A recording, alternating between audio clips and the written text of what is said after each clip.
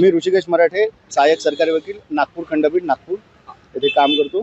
या संपूर्ण प्रकरणामध्ये अबॉर्शन हाच एकमेव उपाय होता. आता सामाजिक परिस्थितीची जाणीव ठेवून आणि ग्रामीण भागात येणारे आहे जे आपल्या मुलांना पाळू शकत नाही किंवा सामाजिक काय म्हणता येईल आपल्याला, याला फार दुर्दैवी कृत्य आहे जे आपल्या सख्या भावाकडनं ती मुलगी बळी पडलेली आहे. तर अशा वेळेस सामाजिक परिस्थितीचं जाण ठेवून अबॉर्शन करणं हाच एकमेव उपाय असू शकतो असं माझं मत आहे. कारण की अनवॉन्टेड प्रेग्नन्सी आहे, मुलगी 12 वर्षाचीच आहे.